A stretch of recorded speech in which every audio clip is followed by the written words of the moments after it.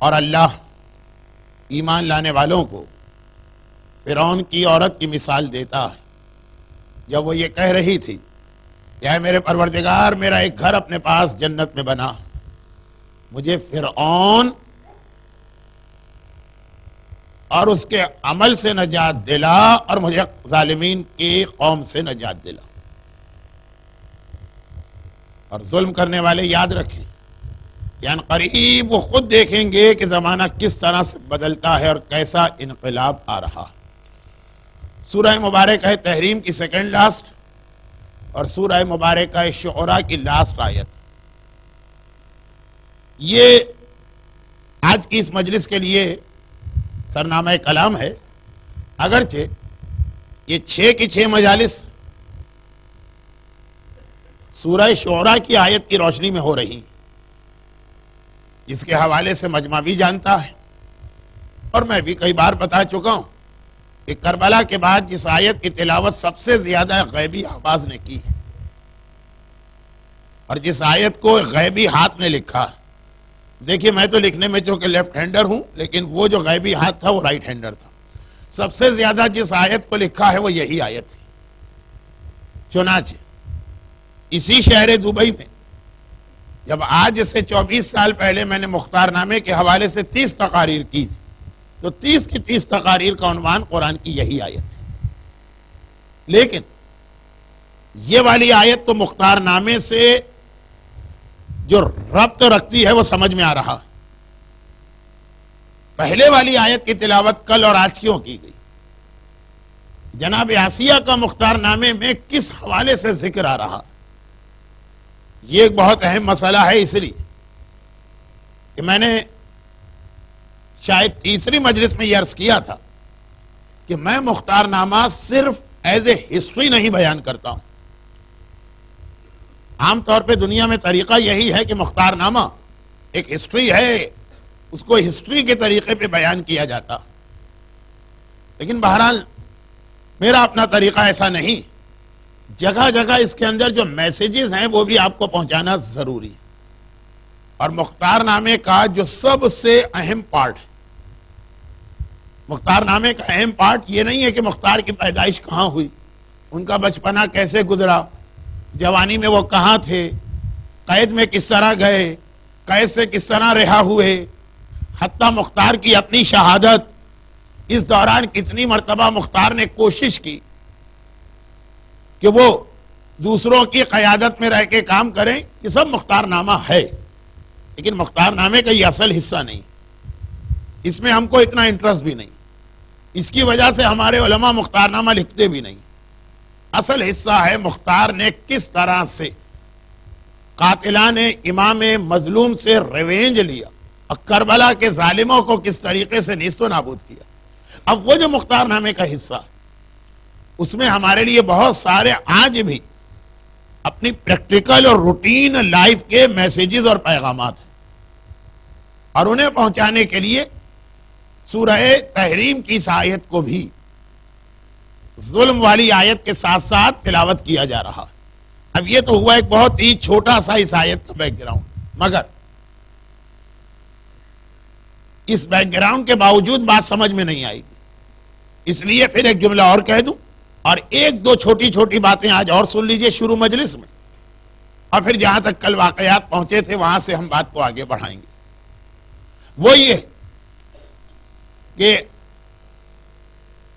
فروع دین میں تولا اور تبرہ ایک انتہائی اہم فرع ہے۔ اب تو خیر مدرسے میں بھی بچے پڑھتے ہیں کہ فروع دین 6 نہیں ہیں بلکہ 10، اور ان میں تولا بھی ہے اور تبرہ بھی ہے۔ زیارت عاشورہ اسی تبرے کی ایک شکل ہے، لیکن جو تبرے کے حوالے سے اہم ترین بات لوگ بھول جاتے ہیں۔ قرآن کریم میں کوئی بھی قرآن کی ڈکشنری اٹھا کے دیکھ لیجئے، قرآن میں کئی جگہ لفظ تبرہ آیا، لیکن اس تبرے سے مراد کیا ہے؟ ہر آیت کے اندر وضاحت ہے، اور وہ یہ ہے کہ ظالموں سے خالی زبانی بیزاری نہیں بلکہ ظالم سے بھی بیزاری اور اس کے عمل سے بھی بیزاری۔ یہ تبرہ نہیں چلے گا کہ ظالم سے تو بیزاری ہو رہی اور وہی کام آدمی خود کر رہا. جیسے اب یہ سورہ تحریم میں جناب آسیہ نے جو تبرہ کیا، رب ابنی لی بیتن عندک فی الجنہ، یہ تو ایک دعا مانگی، اور یہ دعا جو ہے وہ تولا کی شکل اختیار کرتی. اور پھر نجنی من فرعون، مجھے فرعون جیسے ظالم سے نجات دلا، لیکن خالی فرعون سے نہیں، ومن عملہ، فرعون کے کیریکٹر سے بھی، فرعون کے عمل سے بھی. فرعون سے نجات انسان پائے اور وہی ساری حرکتیں کرنے لگے جو فرعون کرتا آ رہا. ہسٹری کا سب سے بڑا ٹریجک میسج یہ کہ ظالم کو ختم کرنے کے نام پہ جو مظلوم سامنے آتا، جب اسے طاقت ملتی ہے تو ویسا ہی ظالم بن جاتا. جیسے بہت شارٹ میں بات اسلامک ہسٹری اور اہل بیت سے ریلیٹڈ ہسٹری تک لے جاؤں. بنو عباس کے اس تبرے کا فائدہ کیا کہ وہ بنو امیہ کو کنڈیم کر رہے ہیں یہ کہہ کر کہ انہوں نے اہل بیت پہ ظلم کیا، اور خود بھی وہی ظلم کر رہے ہیں ساتھ ساتھ. تو یہ جو ایک تبرے کا بہت اہم نقطہ ہے جو ہم لوگ بھول جاتے ہیں کہ جن جن ظالموں سے ہمیں نفرت کرنے کا حکم دیا، جن سے نفرت کرنا ہمارے ایمان کا ایک پارٹ ہے، جن سے ہیٹ کیے بغیر ہم مومن بن نہیں سکتے، تو خالی ان سے نہیں، ومن عملہ ہی، جو ان کے کرتوت تھے، جو ان کا کیریکٹر تھا، جو ان کا عمل تھا. مختار نامہ ہمیں یہ بھی بتاتا کہ کربلا کے جو بڑے بڑے ظالم ہیں، تو آخر ان کے پاس کربلا جانے کے ایکسکیوز کیا تھے؟ اچھا، دو ٹائپ کے ظالم تھے. ایک تو وہ تھے جو صاف صاف کہہ رہے تھے کہ ہم دشمن آل علی ہیں اس لیے کربلا گئے، اور ایک وہ تھے کہ نہیں، کوئی نہ کوئی وہ بہانہ بنا رہے ہیں کہ یہ مجبوری تھی اور وہ مجبوری تھی اور وہ مجبوری تھی. اب ہمیں یہ دیکھنا کہ اس ظالم پر لعنت کرنے کے ساتھ کہیں ایسا نہ ہو کہ جس چیز کو وہ اپنی مجبوری یا ایکسکیوز بنا رہا ہے وہ روزانہ کی زندگی میں ہم بھی وہی کام کر رہے ہیں. رب ابنی لی بیتن عندک فی الجنہ ونجنی من فرعون ونجنی من فرعون وعملہ ونجنی من القوم الظالمین. یہ سورہ تحریم کی آیت کا مختار نامے سے ایک ربط ہے. اب اس کے بعد آئیے دو تین اور چھوٹی چھوٹی باتیں بتا دی جائیں. اگرچہ پہلی 4 مجالس میں اینف گفتگو ہو چکی ہے کہ مختار کی شخصیت، اس کے اگینسٹ بھی حدیثیں ہیں اور اس کے فیور میں بھی حدیثیں ہیں، اور کافی یہ بات آ چکی کہ ہمارے علماء کرام کی اکثریت کا نظریہ کیا. مختار بہرحال کوئی اتنی اہم شخصیت نہیں بنے کہ ان کے اوپر پوری شیعت کا دار و مدار ہو. تو جس طرح مراجع اور علماء میں بہت سارے عام نظریات میں اختلاف ہوتا ہے، مختار کے بارے میں بھی، لیکن یہ ساری باتیں ہو چکی ہے، اس کو ریپیٹ نہیں کرنا. مختار کا یہ جو کربلا کا ریونج لے رہے ہیں، اس میں ایک رول یہ بھی رہا کہ انہوں نے کسی بھی ظالم کو ڈائریکٹ پنش نہیں کیا، باقاعدہ گرفتار کیا. دیکھیں یہ بڑا مشکل مرحلہ ہوتا کہ جب مظلوم کو موقع ملے ظالم سے ریونج لینے کا، اور اس موقع پہ وہ اپنے آپ کو کنٹرول کر سکے. یہ خطرناک ترین منزل ہے وَمَن يَتَعَدَّدْ حُدُودَ اللَّهِ والی، کہ آدمی اس موقع پہ حدود شریعت کو توڑ دیتا. بہت ہی ریسنٹ واقعات بھی ایسے ہوئے تھے جب مثلا حضرت آیت اللہ سیستانی کو بھی حکم جاری کرنا پڑا کہ ظالم کا ظالم ہونا اپنی جگہ، لیکن ایک طریقہ کار بتایا گیا ہے اپنے جذبات کو، اپنے ایموشنز کو کنٹرول کرنا. تو مختار نے، یہ تو عام ظالموں کی بات ہے جو میں نے ابھی کی، ایسے ظالموں سے بدلہ لیا ہے کہ آل محمد کے چاہنے والا انہیں دیکھے تو آنکھوں میں خون اتر جائے، اس کے بعد کوئی سوال ہی پیدا نہ ہو کہ وہ ایک لمحے کے لیے بھی ظالم کو زندہ رہنے کی مہلت دے. لیکن نہیں، مختار سارے جذبات کے باوجود، ایموشنل ہونے کے باوجود، کئی بار مختار کے دربار میں ایسے سین بنے کہ سارا دربار ایموشنل ہو گئے، لیکن بڑا کنٹرول رکھا اپنے آپ پر شریعت کے اعتبار سے، جو واقعاً ایک نارمل کورٹ کی پروسیڈنگ اور ہیئرنگ ہوتی ہے اس کے حساب سے مختار آگے بڑھیں. اور یہ بہت مشکل ہے، یہاں بیٹھ کے سننا آسان ہے، لیکن جب کربلا کا واقعہ ابھی ریسنٹ ہوا اور وہ سارے ظالم پکڑ کے لائے گئے، جیسا کہ آج کے ایک آدھ واقعے میں آپ دیکھیں گے، تو مختار نے اس کے ساتھ ایک تیسرا میسج یہ دیا کہ جس ظالم کو پکڑ کے لایا گیا پہلے اس سے کہا یہ بتاؤ کربلا میں تمہارا رول کیا تھا، جس کی وجہ سے کربلا کی ایک ہسٹری اس طرح سے بھی پریزرو کی گئی. اچھا، اور دیکھیے یہ ایک ایسا موقع ہے کہ یہاں پہ وہ ظالم جھوٹ تو نہیں بولے گا، بلکہ وہ تو کوشش کرے گا کہ کربلا کے اپنے ظلم کو کم سے کم بہت ہی ڈائلیوٹ کر کے، بہت ہی منیمائز کر کے بیان کرے. یہ ہر جگہ کا طریقہ ہوتا ہے کہ جب کورٹ میں کسی کو ظالم کو لے کے جائیں اور وہ یہ دیکھ رہے کہ میرا یوم حساب یا یوم خلاص آ چکا، تو کوشش یہی کرتا ہے کہ کم سے کم باتیں ان کو وہ ایڈمٹ کرے یا اس کا وہ اقرار کرے. جب وہ کم سے کم باتیں ایسی ہیں جو انہوں نے کہیں، تو عقل تو یہی کہتی ہے کہ ان کے مظالم اس سے بھی زیادہ ہوں گے. اچھا، مختار کے پاس ابن زیاد اور یزید کا وہ سارا ریکارڈ بھی مل گیا، اس لیے کہ جب کوفے کے اندر مختار کی حکومت قائم ہوئی تو اسی دارالامارہ کے اندر دوسری مجلس میں آپ نے سنا کہ حجاج ابن یوسف نے اس کو توڑوایا. وہ سارا ریکارڈ بھی ہے، ساتھ میں تھریڈ بھی ہے کہ جو کہہ رہے ہو اس ریکارڈ سے ٹیلی کرنا چاہیے. یعنی یہ نہیں کہہ سکتے کہ میں کربلا میں نے کچھ کیا ہی نہیں. ظالم تو یہی کرے گا نا کہ اپنے ظلم کو کم سے کم منیمائز کرے گا، ایک وقت میں کہہ دے گا میں گیا تھا، میں نے کچھ کیا ہی نہیں، ریکارڈ ہے سامنے. اور اس کے علاوہ کربلا سے آنے کے بعد یہ عمر سعد اور یہ شیمر اور یہ جو دوسرے، یہ اکثر اپنے کارنامے کو بیان کیا کرتے تھے. اس وقت ذرا بڑھا چڑھا کے بیان کرتے ہوں گے شاید، اس کے بھی سارے وٹنس موجود ہیں. تو یہ سارے مختار نے وہ وٹنس الگ ان کی گواہی ریکارڈ کرائی ہے. ابن زیاد کے پاس جو آفیشل ریکارڈ تھا کربلا سے آنے کے بعد، ایک نام آپ بہت سنتے ہیں، حمید ابن مسلم، جسے ہمارے حمید ابن مسلم پڑھا جاتا ہے. یہ کوئی فوجی سپاہی تو نہیں، یہ خالی رپورٹر. اس کی ڈائریاں کہاں گئی؟ وہ ساری موجود. اور پھر تو اس کی وجہ سے کربلا کے بہت سارے واقعات کی تفصیل ہمارے پاس آئی. آج کل چونکہ کربلا کے مسائل پر بھی بہت زیادہ اعتراضات شروع ہو گئے ہیں، تو مختار نامہ اس اعتبار سے بھی ہسٹری کے کچھ فل ان دی بلینکس کا سبب بنا، اور یہ بھی مختار کا ایک بہت بڑا کنٹریبیوشن. اور پھر ایک چوتھی بات یہ کہ اس موقع پہ مختار کا جو رول ہمارے سامنے آیا، یہ پہلے مختار کی کوشش یہ تھی کہ میں خود آگے بڑھ کر حکومت ہاتھ میں نہ لوں. کوئی شخص بھی جو خون امام مظلوم کا انتقام لینا چاہتا، میں اس کے انڈر میں کام کرنے کو تیار ہوں، بشرط یہ کہ وہ سنسیئر ہو، خالی اسے ایک پولیٹیکل گیم نہ بنائے کہ امام کے نام پہ اس کو خالی چیئر چاہیے.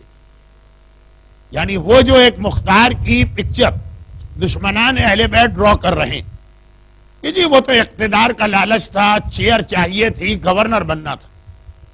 اگر ایسا ہوتا تو ہمیں یہ نظر نہ آتا کہ مختار نے پہلے یہی کوشش کی کہ میں کسی کے انڈر رہ کے کام کروں اور اپنا یہ مشن پورا کروں. وہ ابھی ساری چیزیں سامنے آ رہی. اور اس میں ایک پانچویں اور آخری چیز یہ بھی آپ کے سامنے آ جائے کہ یہ ضروری نہیں ہے کہ اگر دو آدمیوں میں اوپینین کا ڈیفرنس پایا جائے تو وہ ایک دوسرے کے دشمن ہی ہوں گے. ہمارے ہاں انڈیا اور پاکستان کے لوگوں میں ذرا سا ہر چیز میں ایکسٹریمزم، کسی نے ہماری رائے سے اختلاف کیا بس یا ہم نے اس کو کافر کہہ دیا، یا ہم نے اس کو باطل کہہ دیا، یا ہم نے اسے دشمن اہل بیت کہہ دیا. اتنے آرام سے آج کل ہم لوگ ایک دوسرے کو کافر قرار دے دیتے ہیں. اتنے آرام سے ہم لوگ آج کل ایک دوسرے کو شیعت سے باہر نکال دیتے ہیں. ایسا نہیں. کبھی یہ ہوتا ہے کہ کام کرنے کا طریقہ کار اس میں اختلاف ہوتا. اور مختار نامے کی سب سے پہلی جو آج بات بیان کی جا رہی ہے وہ اسی حساب سے. ہماری مرجعیت کی بنیاد بھی یہی کہ اپنے قرآن اور حدیث کی نالج کے حساب سے ایک مرجع ایک نظریے پہ پہنچا، دوسرا اس سے ڈیفر کرتا ہے، اختلاف کرتا ہے، مگر یہ بھی اتنا ہی قابل احترام ہے جتنا وہ قابل احترام. ایون اگر ہم اس کی تقلید نہ بھی کریں تب بھی جو ویل اسٹیبلش مرجع وہ سب قابل احترام ہے. ہمیں ہر ایک کی عزت کرنا ہے، ہر ایک کے فتوے کا احترام کرنا. ہم اس فتوے پر بھی کریٹیسزم کا حق نہیں رکھتے ہیں جو ہمارے اعتبار سے غلط. ہمارے اعتبار سے مطلب ہے کہ جس پہ ہم عمل کر ہی نہیں سکتے. ہمارے حساب سے یہ چیز نجس ہے، لیکن اگر کوئی مرجع کہہ رہا ہے یہ پاک ہے تو ہمیں حق نہیں ہے اس پہ بولنے کا. اب یہ پورا ایک اتنا سینسیٹیو ایشو ہے کہ ذرا سا میں اس کی تفصیل میں گیا. غلط ٹاپک نہیں ہے آج کا، برننگ ٹاپک، لیکن اصل ٹاپک رہ جائے گی.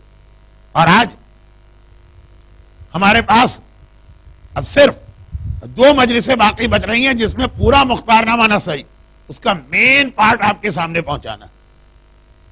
تو اب یہ 3 4 5 چیزیں مختارنامے کے حوالے سے ذہن میں رکھیے. اور چھٹی چیز جو ہے وہ ایک مومن کا سوال ہے. 1 نہیں 2 3 4 5 6 مومن تو پوچھ چکے ہیں. وہ سوال کا جواب بھی میں دے رہا ہوں اور تھوڑا سا اس کا تعلق پھر مختارنامے سے بنے گا آگے جا کر. لیکن چونکہ مجھے یہ نہیں معلوم کہ تقریر کے درمیان ہو سکتا ہے کہ اتنا ٹائم نکل جائے کہ پھر اس چیز کو وہاں پہ میں واضح نہ کر سکوں، تو پہلے اس کو بتا دیا جائے. اور وہ یہ ہے کہ حضرت نوح کو شیطان نے جو 3 باتیں بتائی تھیں تو اس میں سے ایک آپ نے بیان کی اور 2 بیان نہیں کی. تو پہلا سوال تھا وائی اور دوسرا سوال تھا واٹ، کہ بھئی آپ نے پوری حدیث کیوں نہیں پڑھی. اب بہرحال پڑھی کہ نہیں پڑھی تو وہ ہیں کیا 2 چیزیں. پوری حدیث نہ پڑھنے کے بھی 2 ریزن ہیں. یہ اس لیے کہہ رہا ہوں کہ یہ کوئی آج پہلی دفعہ تو میں نے کیا نہیں، نامکمل حدیثیں میں اکثر پڑھتا ہوں. 2 ریزن. نمبر 1، یہ حدیث میں نے اتنی بار دبئی میں پڑھی اور میں تو ایک طالب علم ہوں، علماء سے اسی دبئی کی مجالس میں اتنی بار سنی کہ میرے حساب سے چھوٹے چھوٹے بچوں کو بھی یہ حدیث یاد ہوگی. تو بہت ہی جلدی جو ٹو دا پوائنٹ مسئلہ تھا خالی اس کو ٹچ کیا اور میں آگے بڑھ گیا. یہ میرا ایک گیس تھا. اور دوسری بات یہ تھی کہ چونکہ ویسے ہی ٹائم بہت کم ہے تو حدیث کا جو حصہ میرے ٹاپک سے ریلیٹڈ تھا. لیکن چلیں یہ تو وائی کا جواب ہو گیا کہ پوری حدیث کیوں نہیں پڑھی. میں سمجھ رہا تھا ہر ایک کو یاد ہے، اور یاد ہو کہ نہیں یاد ہو پوری حدیث کا ٹائم نہیں تھا. لیکن چلیں اب میں پڑھ دوں، اور آئندہ شاید یہ غلطی نہ کروں اس لیے کہ کل پڑھ دیتا تو اتنا ٹائم نہیں لگتا جتنا آج اس کی وضاحت میں ٹائم لگ گیا. اور وہ 2 چیزیں کیا؟ باقی 2 چیزیں کہا. دوسری چیز یہ ہے کہ غصہ. کچھ لوگ بڑے اچھے، بڑے نیک، بڑے مقدس ہوتے ہیں، شارٹ ٹیمپر ہوتے ہیں. اسلام میں جو غصہ حرام ہے یہ بھی گناہ کبیرہ میں ایک. میں کمپیئر نہیں کر رہا، لیکن کچھ گناہ ایسے ہیں جو فوراً آنکھوں میں آ جاتے ہیں. بھئی وہ فلاں آدمی شراب پیتا ہے، معلوم ہو گیا کہ اتنا بڑا گناہ کر رہا. اور فلاں آدمی کیسینو میں جاتا ہے، پتہ چل گیا کہ اتنا بڑا گناہ کر رہا. اور فلاں آدمی ڈسکو اور ڈانس کی پارٹیز اٹینڈ کرتا ہے یا اپنے گھر پہ رکھواتا ہے، پتہ چل گیا گناہ کر رہا. لیکن ایک آدمی جگہ جگہ غصہ کرتا پھر رہا اور اندازہ بھی نہیں ہوتا کہ یہ بھی ایک گناہ کر رہا. یقیناً یہ شراب نہیں ہے، یقیناً یہ میوزک نہیں ہے، یقیناً یہ گیمبلنگ نہیں، لیکن اپنی جگہ اسلام میں یہ بھی ایک حرام چیز. اللہ یہ کہ کوئی ایسا موقع آ جائے جب غصہ واجب ہو جائے، لیکن 99% ایسا نہیں ہوتا. شیطان کہتا ہے جس وقت کوئی مومن غصہ کر رہا بس اب اس کا پورا ایمان جو ہے نا ایک بال کی طرح سے میرے ہاتھ میں، جس طرح چاہے اچھالو، جس طرح چاہے پھینکو، جدھر چاہے لے جاؤں. بہت ہی آسانی کے ساتھ مومن شیطان کے ہاتھ میں جاتا ہے غصے کے وقت. اور آپ نے دیکھا ہوگا کہ واقعا غصے میں آدمی کو نہ یہ احساس ہوتا ہے کہ اس کی ورڈنگ کیا ہے، نہ یہ احساس ہے کہ اس کے ایکشن کیا ہے، نہ یہ پتا ہے کہ وہ کس طرح سے سامنے والے کو تکلیف پہنچا رہا. حتیٰ یہ کہ بعد میں کچھ لوگ ریئلائز کرتے ہیں، پچھتاتے بھی ہیں، لیکن کمان سے نکلا ہوا تیر اور وہ ٹوتھ پیسٹ کی ٹیوب سے نکلا ہوا پیسٹ اور ایک بار کسی کا پیٹ اگر نکل جائے تو یہ نکلا ہوا پیٹ اور زبان سے نکلی ہوئی بات، یہ 4 چیزیں جو واپس کبھی نہیں جاتی. تو خیر اس وقت تو میرا ٹاپک خالی وہ زبان سے نکلی ہوئی غصے کے عالم والی بات. پورا ایمان ضائع ہو جاتا ہے فقط ایک غلط جملہ کہنے سے غصے کے عالم. اور تیسری چیز، شیطان کو پینیٹریٹ کرنے کا موقع. اچھا پھر یہاں پہ ایک جملہ کہتے ہوئے ڈر رہا ہوں کہ کل کوئی پھر یہ نہ کہتے کہ مولانا یہ انکمپلیٹ کیوں چھوڑ دیا. ایون حضرت نوح کا غصہ جو حرام کی کیٹیگری میں نہیں تھا، نبی تو کوئی گناہ کر ہی نہیں سکتا، انہوں نے تھوڑا سا غصہ کیا، اس کی وجہ سے شیطان کو حضرت نوح تک آنے کا چانس مل گیا. معصوم نبی وہاں بھی شیطان پہنچا تو ان کے غصے کی وجہ سے جو حرام نہیں تھا ترک اولا والا ہوگا. ہم تو غیر معصوم، ہمارے تو حرام غصے ہیں ہر وقت. یعنی غصہ ایک انویٹیشن ہوتا ہے، بھائی شیطان آ جاؤ، اب میرا گھر تمہارے لیے کھلا. اور آخری چیز کہ جب کسی مومن کے سامنے کوئی ڈسپیوٹ آئے، کوئی اختلافی مسئلہ آ جائے، کوئی جھگڑا اس کے سامنے آ جائے کہ دو آدمی میں جھگڑا ہو، ان میں سے ایک اس کی کمیونٹی والا اور ایک غیر ہے، یہ بڑا نازک موقع ہے، بڑا رسکی چانس ہے اور ٹائم ہے. یہ اگر ذرا بھی اس کے اندر فیورزم آ گیا، بس سارا ایمان گیا. بیٹسمین ہٹ لگاتا ہے اور فیلڈر کیچ کرتا ہے، یہ ہو گیا کیچ آؤٹ، گیا اس کا ایمان. آپ کے سامنے ایک کیس آئے، دو بزنس پارٹنر میں جھگڑا ہوا، ایک پتا چلا آپ کی کمیونٹی کا اور ایک کمیونٹی سے باہر. اس وقت اتنا زیادہ نیوٹرل یا غیر جانبدار رہ کر دیکھنا کہ اگر اپنے کے اگینسٹ جا رہا معاملہ تب بھی آپ کہتے ہیں ہاں میرا آدمی غلط، یہ بہت مشکل کام. ذرا سا بھی آدمی ایک لمحے کے لیے غافل ہوا اور بس شیطان کا کام ہو گیا. بزنس میں آج کل بڑے جھگڑے ہوتے ہیں، فیملی میٹرز، شوہر بیوی کا ایک اختلاف آپ کے سامنے آیا، آپ کا تعلق کسی ایک کی فیملی سے، بڑا مشکل ہوتا ہے.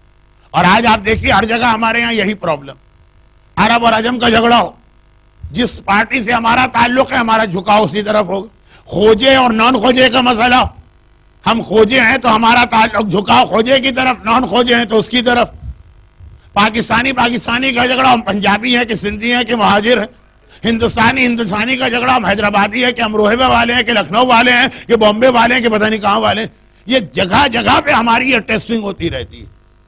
سوال کا جواب تھا، اتنا لمبا جواب ہو گیا اور آپ کے چہرے بتا رہے ہیں کہ آپ کہہ رہے ہیں مولانا یہ سننے کو تھوڑی ہم اس وقت آئے تھے، لیکن کل میں نے اسی لیے اس کو نہیں سنایا تو لوگوں نے کہا کہ پڑھی حدیث تو پوری پڑھ دیجیے، اور آج میں سنانے جا رہا ہوں تو لوگ کہہ رہے ہیں زبان سے نہیں تو چہروں سے. چلے اب بات کو آگے بڑھائیے.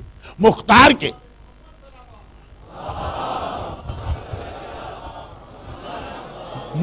کے حالات میں بھی ایک مرحلہ آیا. مختار کا سگا بہنوئی، سگی بہن کا شوہر، بہن کا سہاگ، وہ بھی کربلا کے واقعے میں انوالو ہے اور مختار حکمران ہیں، سب کو سزا دے رہے ہیں. اور بہنوئی آ گیا، اس کو سزا دیں گے یا چھوڑیں گے یا ذرا سا لینین بنیں گے. بہت بڑا یہ امتحان ہوتا. ہندوستان اور پاکستان کے رہنے والے تو جانتے ہیں کہ بہن کا دوپٹہ یا بہن کا سہاگ بچانے کے لیے بھائی اپنی جانیں قربان کر دیتے. تو وہ جو حضرت نوح کی حدیث تھی نا، میں نے کہا تھا کہ وہ اس کے اندر جو بات رہ گئی وہ مختار نامے میں آگے چل کے آئے گی، لیکن حدیث ابھی سن لی. غصہ، اپنے معاملات میں غصہ آتا ہے، آدمی کی عقل خبت ہو جاتی ہے. لیکن جہاں اہل بیت کا مسئلہ ہو، جہاں سنے کہ یہ وہ ظالم ہے جس نے چادر زینب کو چھینا، کیسے مومن غصے کے عالم میں نہ آئے گا. لیکن اس وقت بھی اپنے آپ پہ کنٹرول کر کے جو شریعت کا مسئلہ ہے اس کے مطابق فیصلہ کرنا. تو حضرت نوح والی پوری حدیث مختار نامے کا جگہ جگہ ہمارے سامنے اس حدیث کی ایکسپلینیشن یا ایلیبریشن ہے مختار نامہ. اس لیے اس کو اتنا آپ غیر متعلق اور فضول بات بھی نہ سمجھیے. اب آئیے بات کو یہیں سے آگے بڑھایا جائے. مختار اقتدار کا لالچ نہیں، کرسی نہیں چاہیے، خون حسین کا انتقام چاہیے. جیسا کہ خود معصوم کی ایک حدیث ہے جس کی روشنی میں بہت سے علماء ان جنرل مختار کی تعریف کرتے ہیں کہ اگر کوئی، دیکھیں یہ امام کے جملے، زنجبار کا غلام بھی ہمارا انتقام لینے کے لیے کھڑا ہو تو ہم اس کے حق میں دعا کریں گے اور ہمارے چاہنے والوں کو چاہیے کہ اس کا ساتھ دے. اب دے زنجی، تو اس اعتبار سے مختار بھی پہلے ڈھونڈ رہے تھے کہ مل جائے کوئی ایسا آدمی جو خون حسین کا انتقام لے رہا. میرا مشن اقتدار نہیں ہے، یہ انتقام. اور جب قید سے چھوٹ کے آئے، سگے بہنوئی عبداللہ ابن عمر ابن خطاب کی سفارش کی وجہ سے، کل کا جو واقعہ آپ نے سنا، اور معلم کوفہ جس کے نام میں اختلاف ہے لیکن وہ مختار نامے کا اتنا اہم حصہ بھی نہیں. قید سے رہا ہو کیا. ابن زیاد نے 3 دن کی مہلت دی. لذیذ کھانے کھانے اور آرام سے بستر پہ سونے سے انکار کر دیا اور 3 دن کے اندر اندر انہیں کوفہ چھوڑ دینا. لیکن معلم سے کہا کہ میں تو جا ہی رہا ہوں, اگر وہ 3 دن کی دھمکی نہ بھی دیتا تب بھی میں یہاں سے جاتا, کیونکہ میں نے اس لیے رہائی نہیں مانگی ہے کہ پھر جا کے گھر میں آرام سے سو. ایک مشن ہے میرے سامنے, اسے مجھے پورا کرنا, اور اس کے لیے سب سے بہتر ہے مدینے اور مکے کی سرزمین. پہلے میں وہاں جا کے دیکھوں گا کہ وہاں کیا سچویشن. کوفہ تو کربلا سے آنے والے ظالم بڑے اسٹرانگ اور طاقتور بنا دیے گئے ہیں کوفے میں. جب یہ لوگ واپس آئے تو انہی لوگوں کو بڑے بڑے پوسٹ دیے گئے, انہی لوگوں کو بڑی بڑی جائیدادیں دی گئی. پہلے وہاں جانا, مگر اے معلم, ابن زیاد کو تیری وجہ سے ایسی پولیٹیکل ڈیفیٹ ہوئی ہے اور تو نے ابن زیاد کو ایسا چرکا لگایا ہے کہ وہ تجھے نہیں معاف کرے گا, تو تو بھی کوفے سے نکل کے باہر چلا جا. بس یہ اس معلم کا ہسٹری کے پیجز پہ آخری مرتبہ نام آیا. دونوں کوفے کے باہر نکلے, معلم چلا گیا صحرا میں کسی قبیلے کی طرف اور چیپٹر کلوز. مختار کوفے سے نکل کے حجاز کی سرزمین میں آتے ہیں, مکہ اور مدینہ. 2 وجوہات سے. ایک تو یہ کہ مکہ اور مدینہ میں سارا سال عمرے اور حج کی وجہ سے ساری اسلامی دنیا کے لوگ آتے رہتے ہیں, تو وہاں پہ ایک موومنٹ چلانا ذرا آسان ہے, کیونکہ پرانے زمانے میں میڈیا نہیں. اس کا میڈیا یہی حج اور عمرہ, مکہ اور مدینہ, روضہ رسول اور خانہ خدا. اور دوسرا اس لیے کہ بہرحال حجاز کی سرزمین وہ ہے جہاں آل محمد کی زندگی گزری. چنانچہ یہاں پہ لوگ اب تک ان کو یاد ہوگا آقا حسین, اب تک انہیں یاد ہوگا آقا عباس, اب تک انہیں یاد ہوگا آقا علی اکبر. یہاں پہ شاید موومنٹ چلانا آسان. جب وہاں پہنچے تو پتا چلا کہ ایک آدمی نے ویسے ہی یہ موومنٹ شروع کر دیا کہ ہمیں خاندان اہل بیت کا انتقام لینا. اتنی ڈیٹیل ہے یہ والی ہسٹری کہ مختار نامہ پڑھنے والے 3 مجلس خالی اس حصے کے بارے میں پڑھتے ہیں, جو میں صرف 3 منٹ میں اس لیے مکمل کروں گا کہ نہ تو میرے اعتبار سے یہ مسئلہ اتنا اہم اور نہ ہی میرے پاس اب اتنا ٹائم. لیکن پھر کیوں پڑھ رہا ہوں 3 منٹ کے لیے؟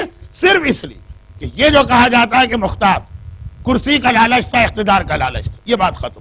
کون آدمی تھے؟ عبداللہ ابن زبیر, جن کے بارے میں کہا جاتا کہ حضرت ابراہیم نے جیسا خانہ کعبہ بنایا, جب وہ خانہ کعبہ ویسا نہ رہا تو ابن زبیر نے اس کو واپس اسی پہ پلٹایا. یہ ایک الگ موضوع ہے جو میں حج کے ساتھیوں اور عمرے کے قافلے میں بھی بتاتا ہوں, اور یہاں دبئی میں بھی 2 مرتبہ ایام فاطمیہ کی مجالس میں عنوان ہوا. چھوڑ دیجیے. عبداللہ ابن زبیر یہ کئی اور حوالوں سے ان کے بڑے دلچسپ واقعات تاریخ میں آتے ہیں,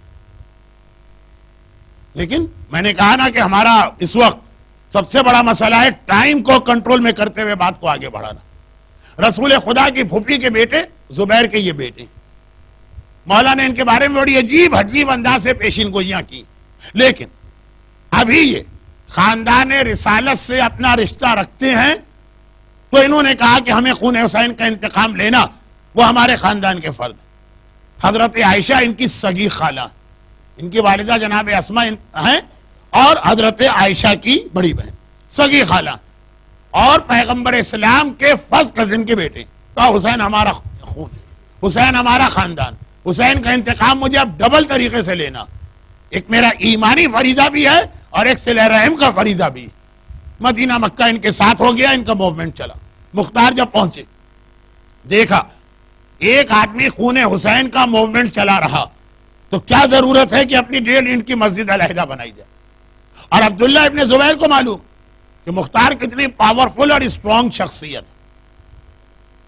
ان کا پرانا وطن جو تھا طائف تھا, مکے کے قریب, اور زندگی ان کی کوفے میں گزری. دونوں جگہ پہ ان کی شخصیت ایک اسٹرانگ شخصیت. یہ اگر میرے ساتھ مل جائیں گے تو میرا کام بہت آسان ہوگا. بہرحال اپرائزنگ کرنا ہے اگینسٹ یزید جو اتنا ظالم اور وحشی اور خونخوار ہے. مختار گئے, جانے کے بعد کہا کہ یہ جو تم جہاد کر رہے ہو یہ تو میری زندگی کا بھی مشن ہے, لیکن میں برابر سے تمہارا ساتھ دیتا ہوں تمہارا غلام بن کر, مگر ایک کنڈیشن ہے. بس اور کچھ نہیں. کیا کنڈیشن؟ جب تم سکسیسفل ہو جاؤ گے تو مجھے کہیں کا گورنر بنانا نہیں. وہ ہمارے ساتھ تھا جو کہتا تھا مجھے رائے کی گورنری چاہیے، یا مجھے کوئی دولت اور جائیداد دے دینا نہیں. میں پوری سنسیئرٹی کے ساتھ، پوری لائلٹی کے ساتھ تمہارا ساتھ دوں گا، صرف ایک کنڈیشن. جیسے ہی تمہیں حکومت مل جائے تمہارا پہلا مشن ہونا چاہیے امام مظلوم کے قاتلوں سے انتقام. عبداللہ ابن زبیر نے کہا یہ تو میں تمہارے آنے سے پہلے ہی کہہ رہا تھا. کنڈیشنز رکھی، بات طے ہوگی. اور رزلٹ یہ نکلا کہ عبداللہ ابن زبیر کو حکومت مل گئی. یعنی پورے اسلامی دنیا کی نہیں، صرف حجاز کے علاقے کی. لیکن یہ پہلا اسٹیج، یہاں سے پھر وہ جائیں گے عراق، پھر جائیں گے شام. لیکن جیسے ہی حکومت مل گئی مختار نے دیکھا کہ اب ان کے بات کرنے کی ٹون ہی بدل گئی. اب ان کی ساری پرائرٹیز ہی بدل گئی، ان کا مشن ہی بدل گیا. اب کوئی بات ہی نہیں ہوتی ہے کہ حجاز میں حکومت ہے تو جاؤ فوراً کوفے پہ اٹیک کرو جہاں پہ سارے قاتلان امام. اب اپنے گورنمنٹ کے ایکسپینشن کی بات اب اس طرح گفتگو کی جا رہی ہے جیسے واقعاً ایک حکمران گفتگو کرتا. پہلے مختار سمجھے کہ شاید یہ ایک ٹیمپریری فیز، پھر فوراً اندازہ ہو گیا.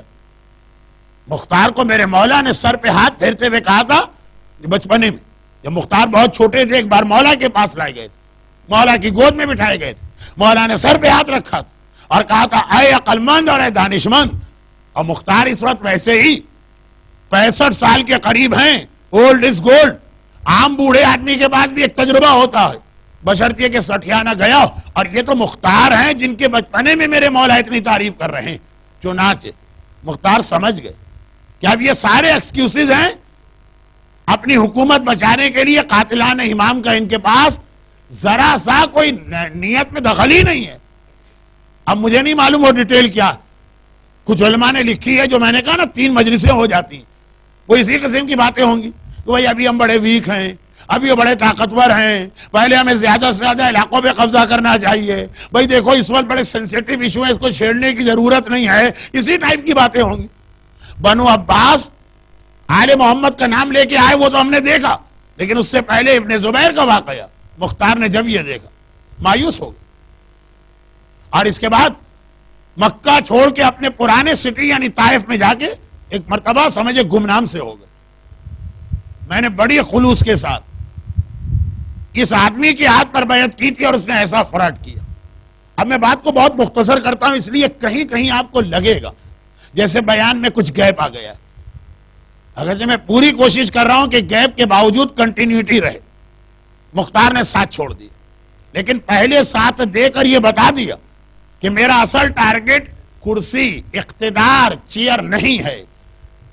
اور پھر حالات ایسے بدلے کہ بہرحال مختار کو یہ اندازہ ہو گیا کہ اب حجاز میں رہ کر قتل امام کے بارے میں، ریونج کے بارے میں موومنٹ نہیں چلایا جا سکتا. ڈے بائی ڈے یہاں پہ ابن زبیر طاقتور ہوتے گئے، ادھر یزید واصل جہنم ہو گیا. اس کی وجہ سے تو پورا حجاز ابن زبیر کے کنٹرول میں آ گیا. اب تو ان کا دماغ ساتویں آسمان پہ پہنچ گئے. بالکل ہی مایوسی ہو گئی کہ اب یہ علاقہ تو ہاتھ سے گیا، تو چلو واپس وہیں کوفے جاؤ جہاں سے میرا تعلق بھی ہے اور جہاں پہ اکثر قاتلان امام 90% تو وہیں رہتے ہیں. اب وہیں جاؤ.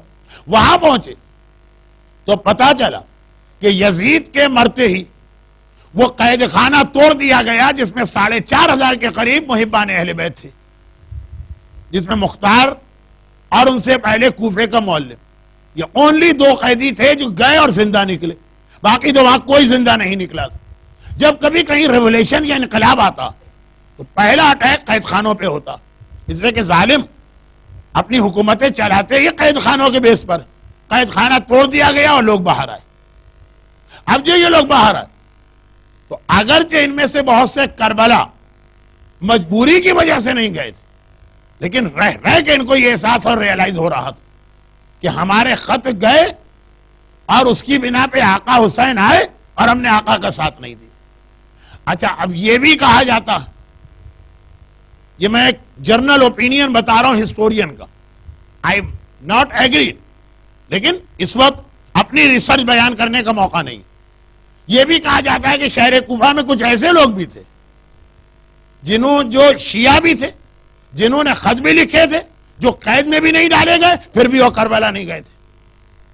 اتنا زیادہ ابن زیاد نے ان کو ڈرا دیا تھا اور پریشرائز کر دیا تھا۔ اب جب ابن زیاد مارا تو نہیں گیا، لیکن اب رائزنگ ہوئی یزید کے مرنے کے بعد، تو ابن زیاد کو کوفے سے نکلنا پڑا۔ وہ تھا بھی اوریجنلی بصرے کا گورنر۔ ابن زیاد کو یزید نے ٹیمپریری طور پر مسلم ابن عقیل کا موومنٹ توڑنے کے لیے کوفے بھیجا تھا۔ اصل تو وہ بصرے کا رہنے والا تھا، وہاں کا گورنر تھا، وہ واپس وہاں گیا۔ اب اس کے واپس جانے کی وجہ سے یہ والے شیعہ جو تھے، جو کربلا کے وقت آزاد تھے اور خط لکھنے والوں میں بھی ان کے نام تھے، مگر ڈر کی وجہ سے کربلا نہ گئے، انہیں ریئلائز ہوا کہ ہم نے غلطی کی، اور کچھ اس قید خانے سے نکل کے شیعہ آئے۔ اب ان کی میٹنگیں ہونے لگی کہ کتنا بڑا ہم سے یہ گناہ ہوا۔ چنانچہ ہسٹری میں اس کا نام آیا جماعت توابین۔ جرنل اوپینین یہی ہے کہ جماعت توابین ان لوگوں کا نام ہے جنہوں نے کربلا میں حسین کا ساتھ نہیں دیا جبکہ وہ تھے اس وقت اور آزاد تھے، توبہ کی، اور توبہ کرنے کے بعد پھر ایک موومنٹ چلایا۔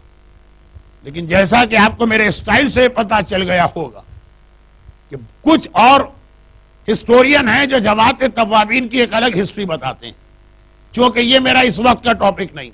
بس ایک بات یاد رکھی، کوئی مختار نامہ نہ لکھا گیا نہ پڑھا گیا جس میں جماعت توابین کا ذکر نہ ہو، لیکن ٹائم نہیں ہے۔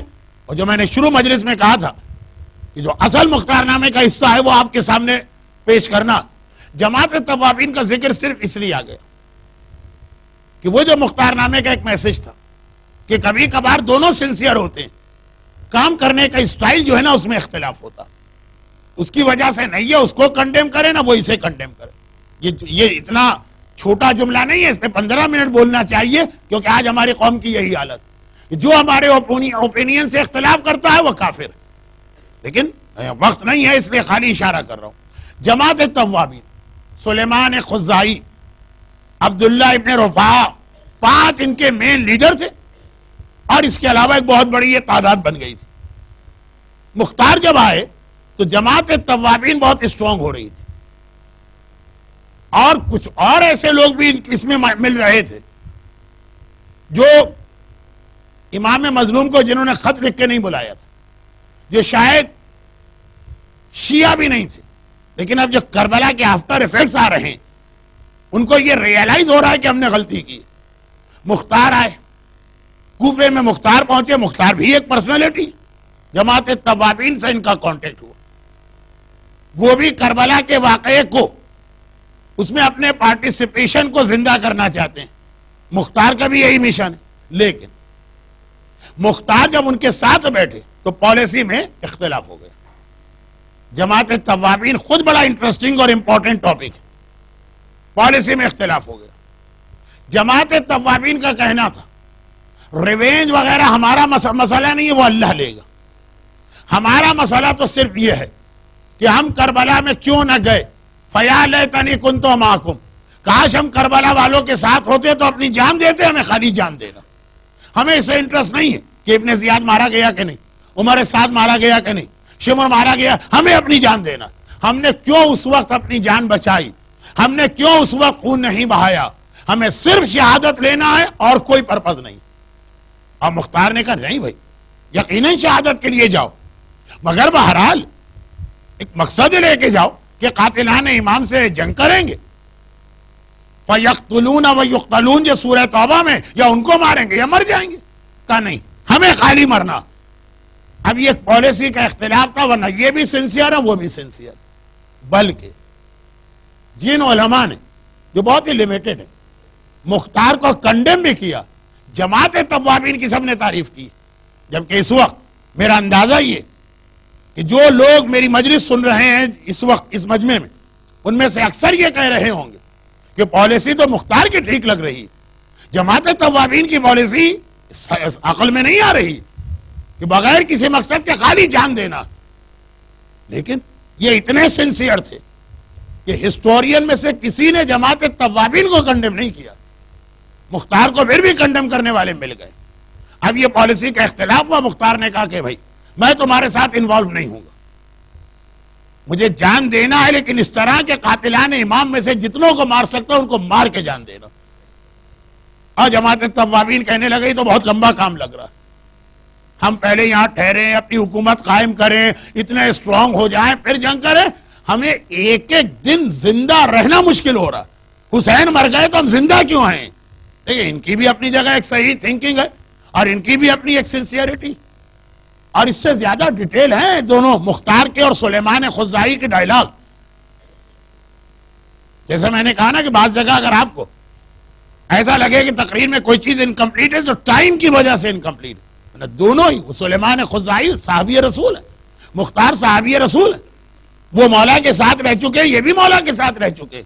تو اتنا سمپل آرگومنٹ نہیں تھا, لیکن دونوں ایک دوسرے کا احترام کرتے. بس سلیمان خزائی اپنی فوج لے کے چلے, اور یہ وہ منزل تھی جو میرے اپنے حساب سے پرسوں یعنی شب جمعہ یہاں پہ مجھے پہنچنا تھا. کیسا میرا ٹاپک میرے ہاتھ سے باہر جاتا ہے, 2 دن لیٹ میں پہنچ رہا ہوں. اور وہ یہ کہ کہا جہاد کرنا, کدھر جہاد کرنا ہے؟ سینٹر تو اہل بیت کے دشمنوں کا شام ہے, ادھر جانا ہے ہمیں, خاندان بنو امیہ سے بدلہ لینا. مگر پہلے کربلا جانا. کربلا ایک ایسا سورس آف انرجی بنا 61 ہجری سے لے کے آج تک کہ جو مولا کے قبر پہ جاتا ہے وہاں سے آتا ہے ایک عجیب اسپریچول پاور لے کے آتا ہے کہ جس کی وجہ سے کربلا ہو کے کاظمین, سامرہ ہو کے نجف ہمیشہ دشمنوں کی آنکھ میں کھٹکتا. اور یہاں سے مجھے سامرہ کے بارے میں پرسوں کچھ کہنا تھا, خیر جو بات وقت گزر گیا اس کا ذکر کرنا بیکار. یہ پورا لشکر پہلے کربلا گیا.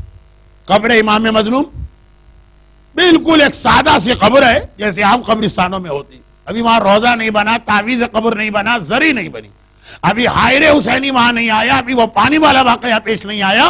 بالکل یہ 61 ہجری کا کربلا ہے اور 65 ہجری کا یہ جماعت توابین, سب گئے وہاں.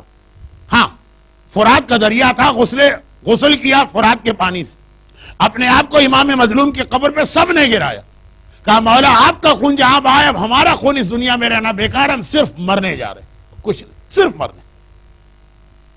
بعض کتابوں میں لکھا کہ سلیمان خزائی جب قبر امام پہ گرے تو خدیجہ طاہرہ ان کے خواب میں آئی, بیٹا میں تجھے جنت کی مبارکباد دیتی ہوں. یہ ذرا ڈیٹیل واقعہ, لیکن ٹائم بھی نہیں ہے اور میرا اپنا اصل موضوع اس سال تو مختار نامہ. اس کے بعد یہ لوگ چلے. اچھا جس وقت یہ یہاں سے چلے, سامنے سے ابن زیاد اور یزید, عین الوردہ کی جنگ, بہت مشہور جنگ, موصل کے قریب ایک جگہ ہے جہاں پہ لشکر شام سے ان کا مقابلہ ہوا. یہ 4000 تھے اور وہ تقریباً 30 سے 35,000 تھے, کوئی میچ ہی نہیں تھا. مگر انہوں نے دیکھا بھی نہیں کہ ہم لڑنے تو آئے ہی نہیں, ہم تو خالی مرنے آئے ہیں, 30,000 ہم کو مار تو سکیں گے, ہمیں شہادت چاہیے. اور تقریباً 90% جماعت توابین اس جنگ میں شہید ہو.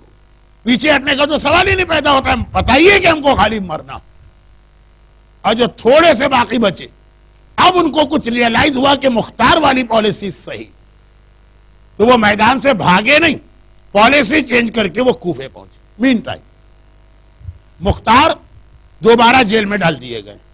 ریزن, جب مختار اور جماعت توابین کا یہ آرگومنٹ چل رہا تھا, عمر سعد, شمر, یعنی وہ نام ہے کہ بغیر لعنت اللہ کہے ہوئے نام زبان پہ لانے کا دل نہیں چاہتا ہے, ٹائم نہیں. حکیم ابن طفیل, خولی, یہ سارے کوفے کے بڑے بڑے سردار. یہ یاد رکھیے گا کہ اس وقت تک کوفے کے اندر گورنر تھا ظالم حکمران کا, یعنی شام کا, اور یہ سارے آرگومنٹ ہو رہے ہیں. تو یہ جتنے دشمنان اہل بیت ہیں نا, انہوں نے اپنی الگ ایک میٹنگ کی. گورنر کوفہ سے کہا جماعت توابین کو اپنا موومنٹ چلانے دو, بلکہ فیسلٹیز پرووائڈ کرو. وہ میٹنگیں کر رہے ہیں, وہاں گیدرنگ ہو رہی ہے, وہاں فوجیں بن رہی ہے, وہاں اسلحہ جمع ہو رہا ہے, سب کرنے دو, ان سے ہمیں کوئی خطرہ ہی نہیں. وہ ہماری طرف تو آ ہی نہیں رہے, وہ جا رہے ہیں, وہ جانے اور شام والے جانے. مختار بڑا خطرناک آدمی, یہ وہاں بھی میٹنگ میں بار بار کہہ رہا ہے کہ پہلے یہاں کے قاتلوں سے نمٹو. چنانچہ مختار بہت شارٹ کر کے دوبارہ قید میں ڈال دیے گئے. مگر ایک بار پھر مختار کے وہی بہنوئی مختار کے کام آئے, اور چونکہ اب کوفے کا گورنر ابن زیاد جیسا اسٹرکٹ آدمی نہیں تھا, وہاں سے ایک پریشر والا خط آیا، ضرورت بھی نہیں ہے کہ شام سے خط آ جائے، مدینے کا خط آیا، اس نے مختار کو چھوڑ دیا۔ اور اس دوران جماعت توابین کے باقی ماندہ لوگ آ گئے۔ اب مختار نے اپنا موومنٹ یہ کہہ کر شروع کیا کہ تم نے دیکھا اتنے صاحبان ایمان نے جانے دی، اللہ ان کے رتبے بلند کرے گا، لیکن ظالموں پہ تو کوئی فرق نہیں پڑا۔ اب مختار کی بات لوگوں کی سمجھ میں آ رہی ہے، اور یہ بھی تقریباً 3-4 تقاریر ہیں جنہیں میں سمیٹ چکا ہوں ابھی۔ وہ 3 تقاریر تھی جماعت توابین کی، وہ تو میں نے 5-10 منٹ لیے۔ اس کے بعد کی 3 تقاریر اب مختار نے سب کو کنونس کر لیا۔ بس ایک ہی جملے میں نے وہ تقریریں سمیٹ دی، کیونکہ کبھی لوگ پوچھیں گے کہ مولانا وہ 30 مجلس مختار نامے پہ کیسے ہوئی؟ ایک ایک دلچسپ واقعات ہیں، ایسا بھی نہیں کہ بہت ہی ڈرائی قسم کی ہسٹری ہو، نہیں، بڑے دلچسپ واقعات ہیں، لیکن ٹائم نہیں۔ اب مختار کی پالیسی سے سب نے اتفاق کیا، مگر جماعت توابین کی شہادت کی وجہ سے مختار کے پاس ایک تو مین پاور کی تھوڑی شارٹیج ہو گئی، اور دوسرا یہ کہ ایسی طاقتور اسٹرانگ پرسنالٹی اب مختار کو چاہیے۔ مختار 67 سال یا 66 سال کے ضعیف آدمی، ٹھیک ہے، بہت بوڑھے نہیں، لیکن میدان جنگ سنبھالنے کے لیے، اور اس کے لیے ہیر پھر کے نگاہیں جا رہی مالک اشتر کے بیٹے ابراہیم پر، جن کا تذکرہ تقریباً مختار نامے کی ہر مجلس میں ہوا۔ گھر کے یہاں پہ ذرا مجھے تفصیل سے ان کا تذکرہ کرنا تھا، لیکن اب وقت نہیں۔ کسی نہ کسی طرح ابراہیم ابن مالک اشتر کنونس ہوئے۔ اشارے کر دوں، کل کی مجلس میں یہ آیا تھا کہ ان کی بہن، پہلی مجلس میں آیا تھا کہ انہوں نے کہا جب تک کہ میں خود امام سے نہیں سنوں گا اس وقت تک تمہارا ساتھ نہیں دوں گا۔ بیچ کی ایک مجلس میں آیا تھا کہ کس طرح مولا نے ان کو ٹریننگ دی تھی اور تیار کیا۔ تو ہر مجلس میں کچھ اشارے آئے ہیں کہ ابراہیم مختار کے ساتھ کیسے ملے۔ بہن کی طرف سے دباؤ، خود محب اہل بیت مولا کے شاگرد، اور پھر ذرا سا جو ہیزیٹیشن تھا کہ ایسا نہ ہو کہ ہم ایک آدمی کو دیکھ چکے جو مکے میں امام مظلوم کے نام کا نعرہ لگا کر چیئر لے رہا تھا، کرسی اقتدار لے رہا تھا، کہا کہ اس میں امام کی تائید ہونا چاہیے۔ تو پھر وہ ڈیلیگیشن گیا، چوتھے امام سے ملا، چوتھے امام نے محمد حنفیہ کی جانب ڈائیورٹ کیا، بحری مجلس میں واقع آ گیا۔ غرض یہ کہ ابراہیم ابن مالک اشتر 100% کنونس کہ مختار کا جہاد جو ہے یہ معصوم کی اجازت سے ہو رہا۔ اب دونوں نے مل کر وہ جہاد شروع کیا، جس کے نتیجے میں جمادی الاولی سن 66 ہجری میں شہر کوفہ میں مختار کی حکومت قائم ہو گئی۔ مختار نامے میں 3 یا 4 مجلسیں اس رات کے بارے میں پڑھی جاتی ہیں، بڑی انٹرسٹنگ رات، کہ جس رات کو مختار کی فوج اور کوفے کی سرکاری فوجوں میں جنگ ہوئی تھی۔ وہ بھی بڑا دلچسپ ایک واقعہ ہے، لیکن خود آپ حضرات بھی ریئلائز کر رہے ہیں کہ ویسے تو ہر واقعہ دلچسپ ہوتا ہے، لیکن جو مین پارٹ ہے وہ سامنے آنا چاہیے۔ جمادی الاولی 66 ہجرہ کو، جمادی الاولی اسلامی کیلنڈر کا مہینہ، محرم صفر ربیع الاول ربیع ثانی، جمادی الاولی 5واں مہینہ۔ 15 جمادی الاولی کی تاریخ طے ہوئی تھی، جو ہماری روایت کے اعتبار سے چوتھے امام کی ولادت ہے، لیکن بعض روایتوں میں 5 شعبان۔ لیکن چونکہ یہ خبر ٹائم سے پہلے لیک آؤٹ ہو گئی اور سرکاری فوجوں نے ایکشن لینا شروع کیا، تو 2 دن پہلے یہ انقلاب آ گیا۔ یہ بھی ہسٹری میں بہت سے ایسے واقعات ہیں کہ انقلاب جو 2 دن پہلے آ گئے، اس میں مختار کا ریولیشن بھی شامل۔